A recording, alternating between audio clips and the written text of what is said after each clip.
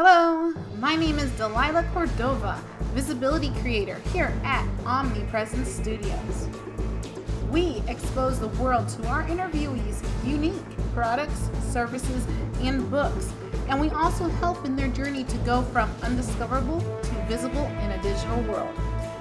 I am currently on a mission to conduct 100 author interviews, and we're talking about all things books, from publishing to new authors, and don't forget, marketing. I would like to welcome you to our show, Marketing and Coffee, where authors come to get inspired and experience. Hey authors, you finished your manuscript. What do you do next?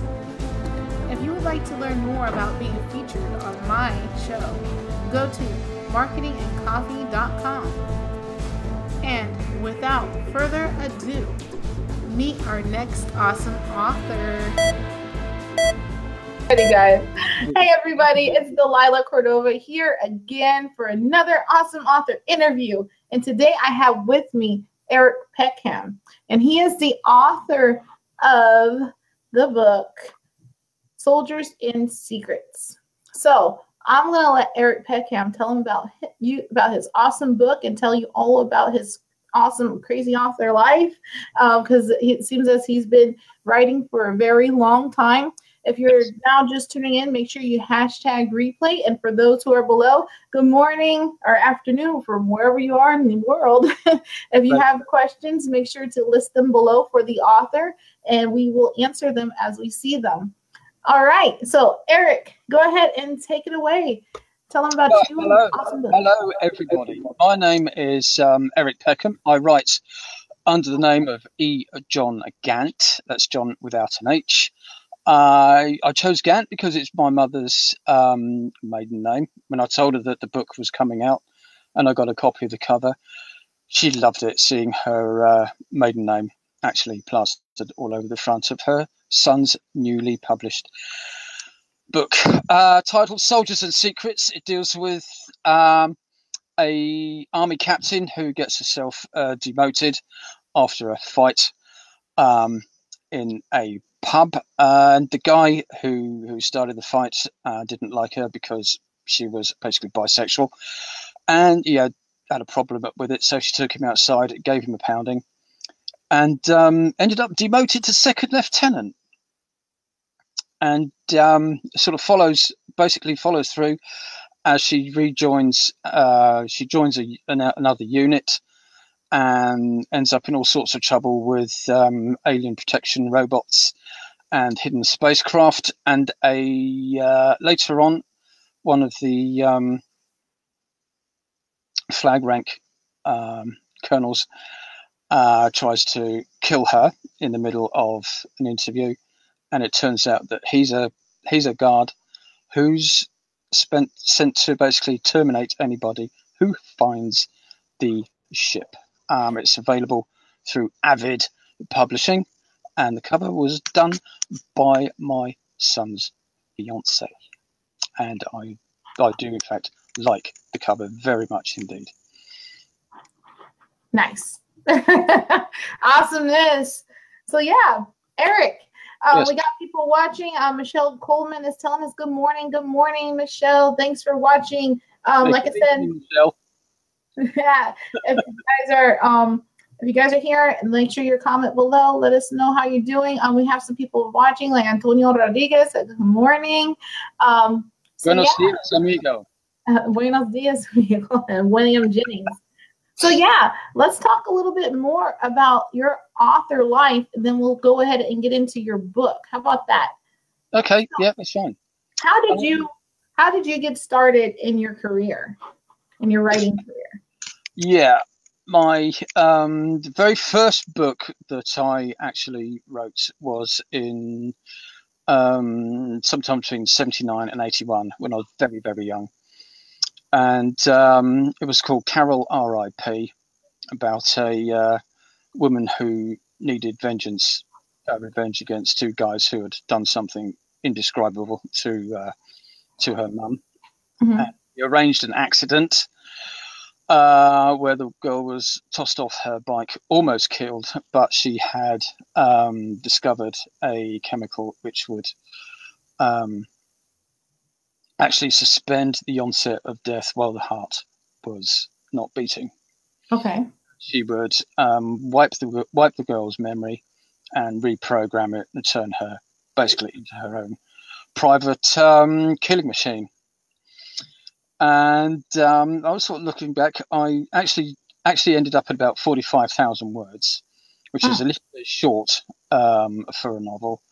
I persevered with it, though. I chopped and changed it for about 3 years until I realised it wasn't going anywhere.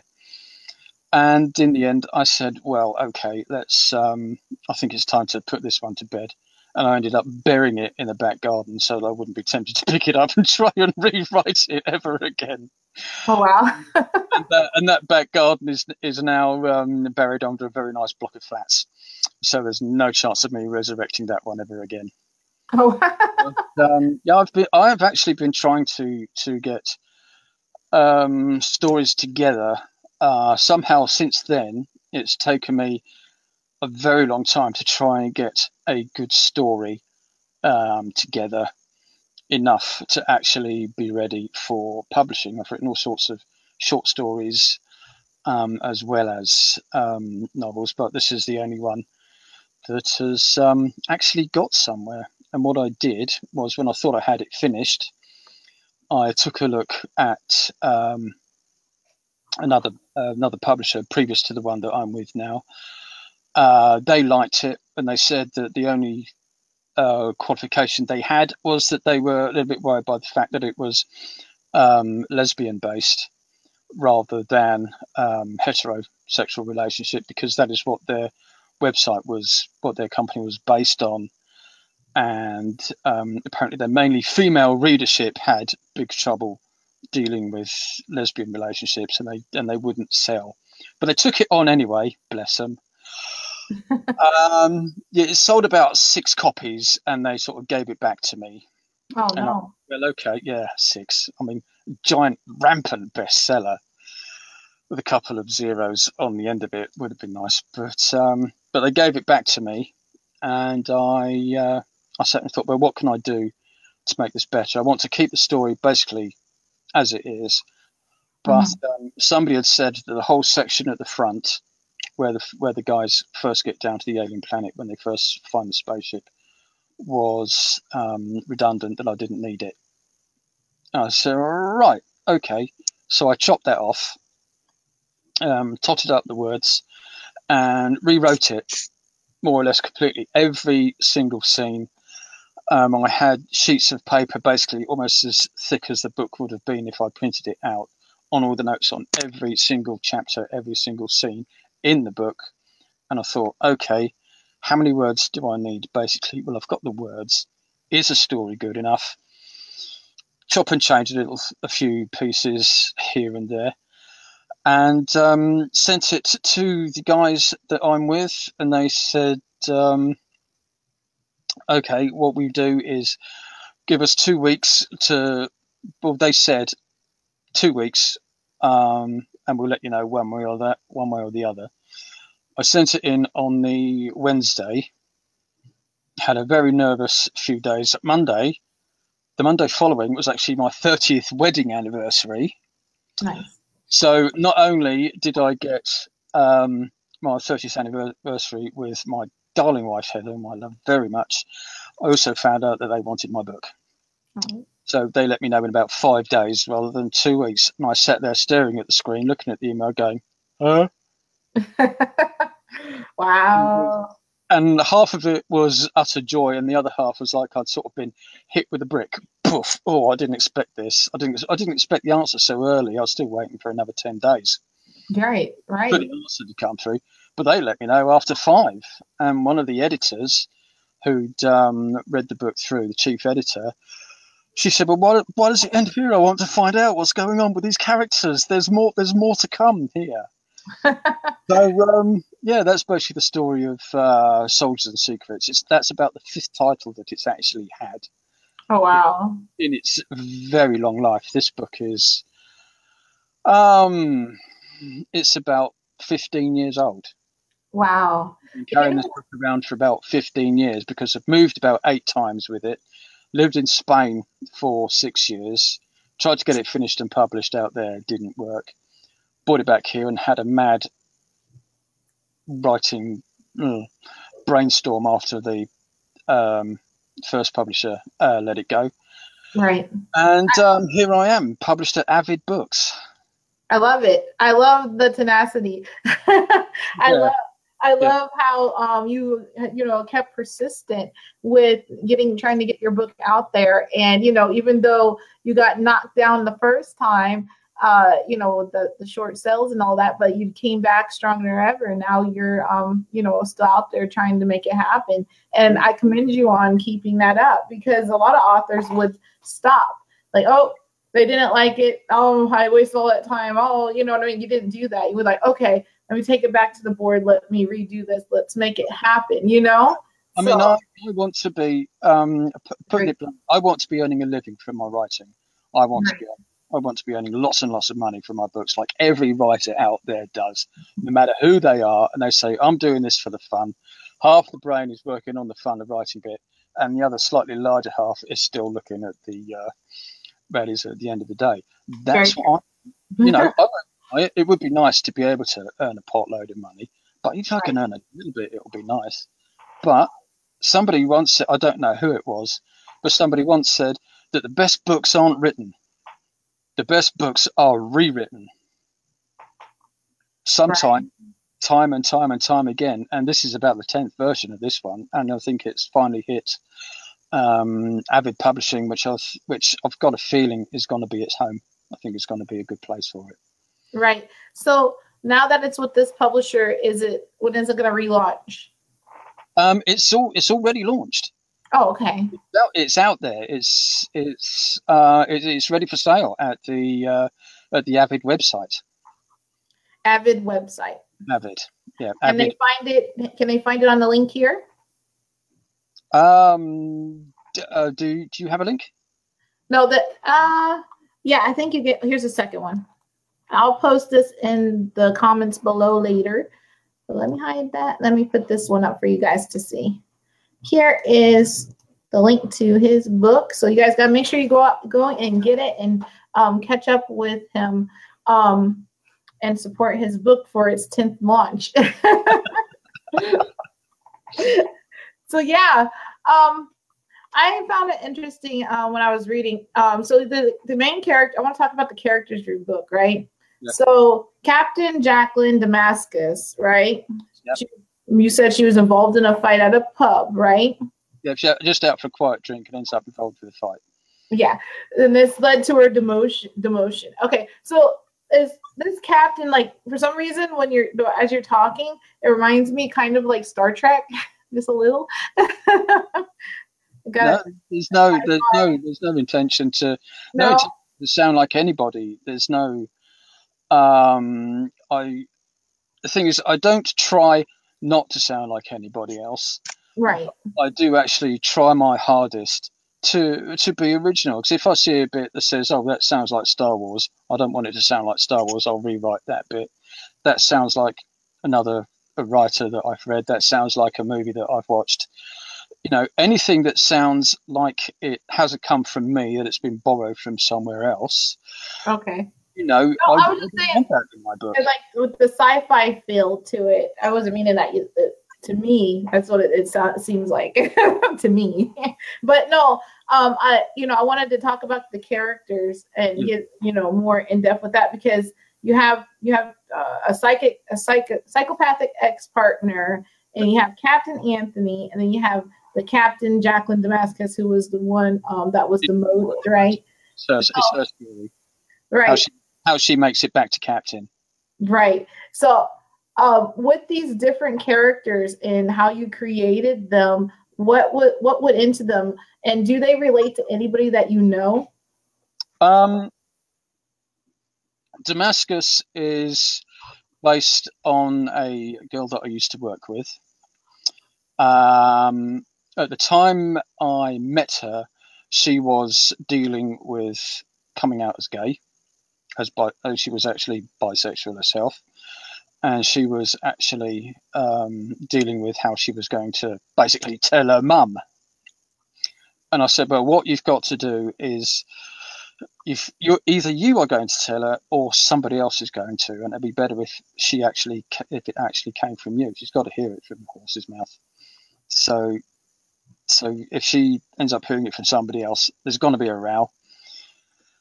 So, and she ended up actually going to and telling her mum, but her basic characteristics aren't that different from Damascus. The only thing I've really done is change the name. She's as tall as Damascus, because this girl was only an inch or two shorter than me. She was tall. And the captain is based completely on the face and build of a guy that I used to work with. One of my old bosses. He had the soldier. I don't know whether or not he was a soldier, but he had the Terminator's triangular torso, big wide shoulders. That's the word I'm looking for. Tiny little skinny waist, about that wide, and great big massive muscly legs. And I thought, Jesus, you're scary. And he was absolutely enormous. He was like the Terminator. He was huge. And Captain Anthony is him. Okay. But the psychopathic ex-partner, she's completely made up. I watched a program on psychopaths a couple of years ago, which was on one of the TV stations over here. And I thought, I know people like that. I know people like that. Oh my God, that guy's a psycho. No wonder he was so difficult to deal with. I've actually known and met and been friends with at least 2 psychopaths whom I don't really want to name here. Wow. But, wow. You sit there, you read through the program and you thought, well, that's him. But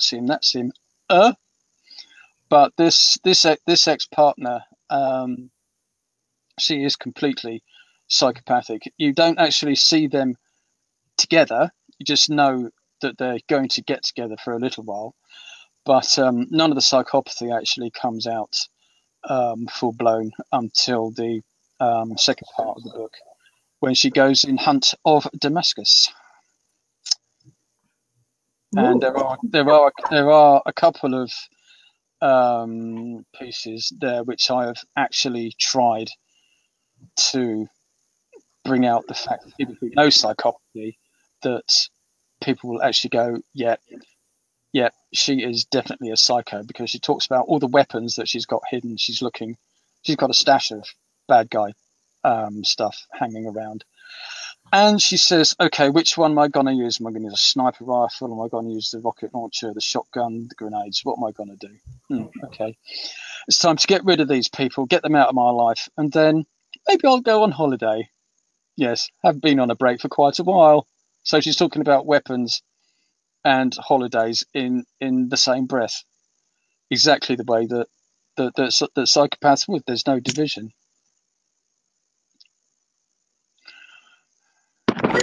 Hey there, hold on. Okay. My baby came in. Yeah. Hey, baby. Say hi, Mama. Hold on, you're naked too. Hey,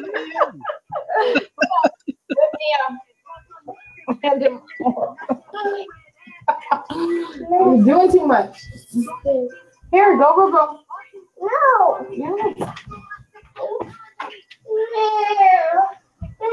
Sorry. Oh, the joys of parenthood, eh? I thought the door is locked. I do it every time I go live. It's inevitable. I go live, they have to bust in. If I'm not live, they don't bother me. But if I'm live, they have to come in the room. I'm talking to somebody else. Where's my piece of the action? Yeah. Yes, so, when you're creating this story, what did you leave out? What did I leave out? Yeah. Well, the Avid Publishing said that they were slightly disappointed when the story finished, because they were so into the characters that they wanted the story to continue. right? But once it had actually come to an end, I couldn't sort of actually see how it could continue directly on the end from there. But no, I don't think there was anything I'd left out, because in writing this book, I've tried to just let my imagination run riot. I tried to put everything in that I could possibly imagine to try and get this girl's return to captaincy difficult, as hard as possible. So my next question is, with it being like a captaincy, is it like so it's like kind of like military, right? Yeah, it's military based. Okay. Yeah, it's I don't know, like she's like a captain of a spaceship or a captain of she's captain of a company, 4 platoons. Okay, there we go. So I was like trying to piece it together a little bit here, because you said sci-fi too. When you say sci-fi to me, I'm like, oh, It's definitely militarily based. I see. And one of the checks that I actually did was, at one point, it was one of its original titles was Squad Commander, right? Mm-hmm. I had no idea of the military command structure, how divisions and everything were actually divided up, and who was in command of what, and where it all broke down. So, got on the internet, found it all, just went through command structure, and I thought, oh God, have I got it wrong? Oh wow! I put it right. Oh, you did?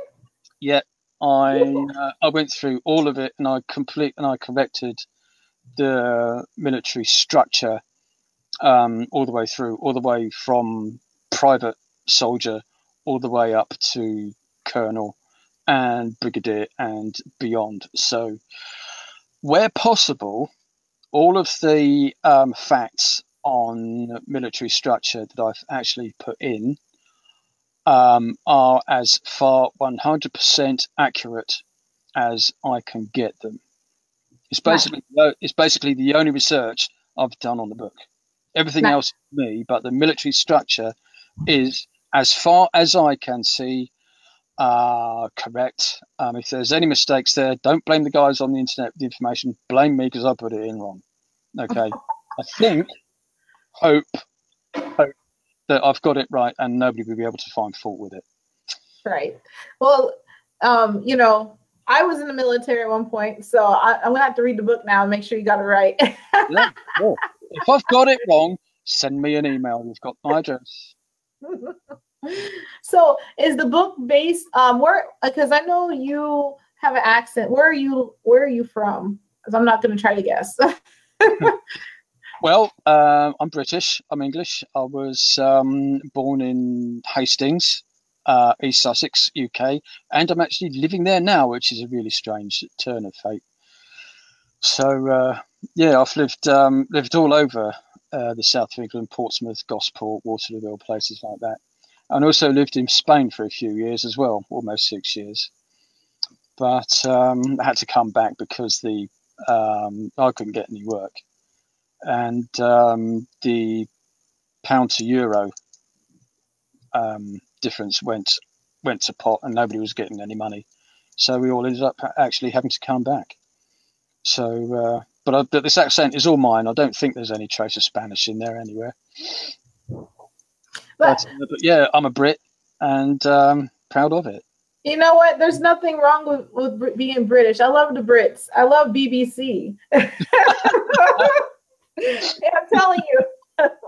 There's nothing like, the British are really creative people for, my perspective as an American. They're really creative, as far as when it comes to writing and creating, great storylines. And look at Monty Python. You couldn't get anything more British than that, could you? You're right. My favorite British show was the one with Mrs. Potts. Or what do they call? Was it Mrs. Pot? Her name was Bucket, but she didn't like you to call it. She said, "My name is Mrs. Bouquet." Hyacinth Bouquet. Her real name is Cynthia Bucket. Oh yeah, keeping up appearances. I love that one. Cracks me up. That cracks me up. I totally adore that program. And then the one with the department store that had they were so funny. I can't remember the name of it. The Bouquet residence, the lady of the house speaking, and everybody else in the family is called Bucket. She calls herself Bouquet. Yeah. And that poor postman, she absolutely terrified the postman. Do you remember him? Yeah. The postman, do you have anything for me? What's your name? Bouquet. How'd you spell it? Bucket. Oh, yes. Bucket. And whenever he bought any post, he'd sort of look at her and go, "Oh, Mrs. Yeah, okay, I've got something for you." She had a total terror at the end of it. Oh, great. I loved it. Right. But, I love the British. And, John Boltman is here. Hey, John, how you doing today? He says he loves the accent. It reminds me of the film Snatch. Oh, yeah, I saw that the other day. Oh, no, not Snatch. Lock, Stock and Two Smoking Barrels. And, yeah, well, I wouldn't quite say my accent is as quite as London-based as those guys. But, yeah, anybody loves my accent, send me a message. I'll just sit here and talk British all evening. Or afternoon, whatever time it is over there. So, you were born in the 1960s, right? Yep. And you moved often. How do you think that impacted you as an aspiring writer? And you know what I'm saying? Impacted you as an aspiring writer, and followed you through to getting your works published. Well, my writing has always been there. I've always been trying to think of a new story, a new book, a new character. I sit here and look at people, and they either talk a bit straight, talk a bit different, which makes me sit and think, "Oh yeah, that's an interesting accent. Where did that come from?" Or the way they do things, where they hold themselves, or the way they walk, or something like that. But like it or not, everybody that you see, everybody that a writer sees, and everything that happens is somehow fodder for the writing. Because every single event shows something about people, about what they are, about who they are, and how they react, and how different people can react to the same event is sort of how it goes actually into the novel, because there's a scene when there's meteor fall. A group of meteors is coming into the atmosphere, and it's about to hit fairly close by. And that is the first time that I've tried to write a single event from 4 different points of view. And each of the points of view are different. Because basically it's 4 different people, and they've got 4 different ways of dealing with it. The captain is all, "Okay, guys, blast wave on the way in, take cover, do what you can." He's giving the orders, and everybody else is just running and scurrying for cover and sort of praying in their own way, and people going missing. Oh, wow. But yeah, it's I used to just sit there. I still do sit there and watch people and listen to people and sort of note the differences between 2 apparently similar people just sitting there having a conversation. One person will sit there rigidly stock still, and the other one will be scratching his nose or doing this with the hair or something like this. And the other one will just sort of be sitting there. I think, well, I wonder what's going on in the mind to sort of make one person twitchy and jumping, almost nervous, and the other guy's giving literally no show of emotion, whatever. I mean, it can't all be psychopaths.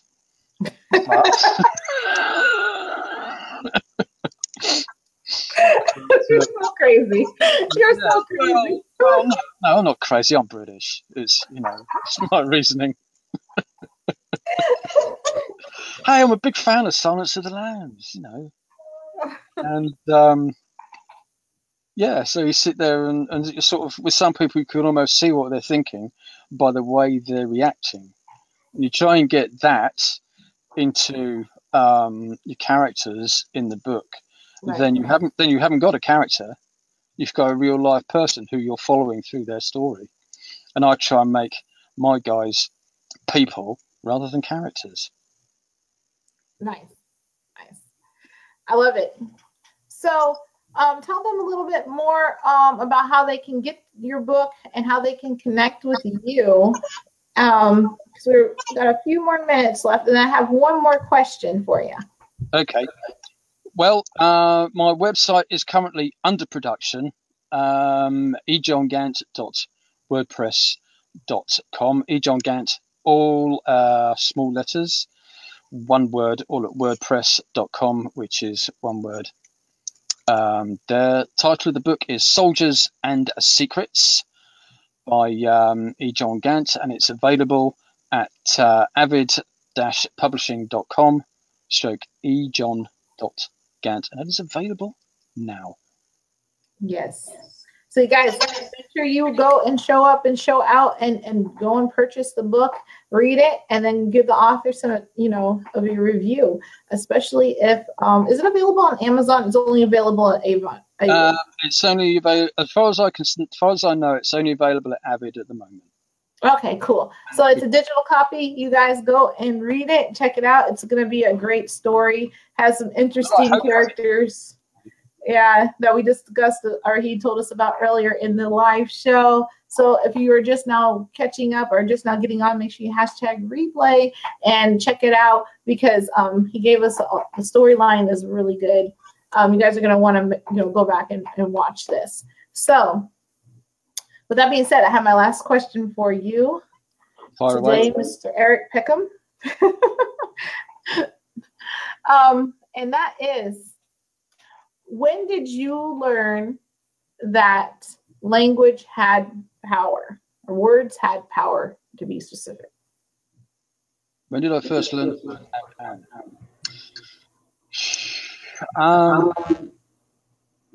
It's just been a gradual process. It's not one single event that has actually shown me how powerful words are.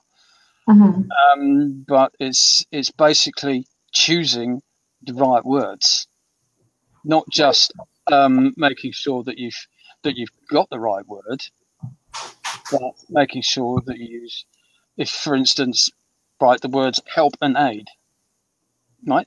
Same sort of thing, but used in very different contexts. Use one of those in the wrong place, it's all going to make misunderstandings. So as a writer, and basically as a human being with daily interactions with other people, just try and get the words right.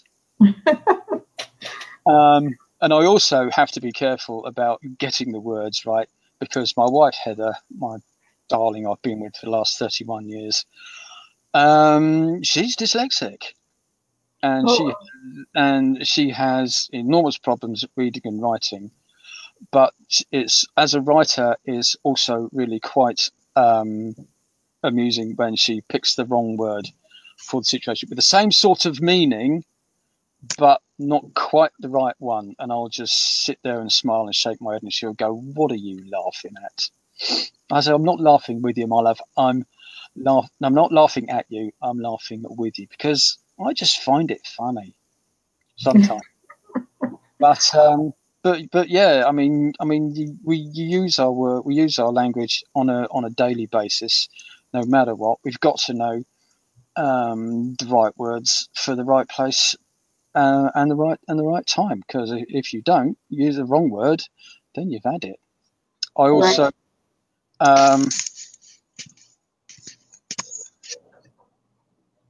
also have to be careful with my use of language, because I also do a classical program at a local hospital radio, and I mustn't let any naughty words slip out on air. So I make sure that I don't do that. But language, yeah, I love language. I love language, the use of language. I love languages. I would love to be able to speak 4, 5, 6 different languages. Whereas some people can say, well, sometimes I can barely speak English. But yeah, I love languages, how they all work. Right. Awesomeness. I don't know what John Boltman's comment here. He says, I don't know what this means. Maybe you'll understand. Brits are born with that. You ever been dressed down by a pissed off Brit?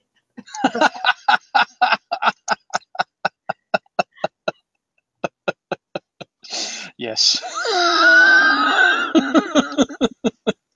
And the use of language at that point, or should I say at those points, were precise, to the point, and exactly the right words used in the right place. I would say no more on that subject. All right. So yeah, if you guys enjoyed this interview and want to get to know the author further, make sure you visit the links that we gave you here. He says, hey, I'm serious, John. Make sure you guys visit these links that we provided here. And then also hashtag support the author by going and getting your copy of his book at this link here, avid-publishing.com/Ejon-Gant. So make sure you guys support the author. You guys, let's help him reach out there. If you guys enjoyed the interview, make sure you share this live, because everybody knows the best way to get Facebook to support is to share, and sharing is caring. So guys, let's support the author. Send everybody you know to the link below and help the author sell some books. Great. All right, Eric. Thank you very much for your time, everybody. It's been an absolute pleasure, and this is the first time I've done a TV interview, so great stuff. Thank you very much indeed, everybody, and to you as well. No problem. Anytime, Eric. Thanks to everybody who came by and watched. I really appreciate your support and your love and your hearts and your reactions. Thank you guys so much for coming by. With that being said, I'm going to end the broadcast. Thank you, guys. Be sure to subscribe and ring the bell to receive our notifications.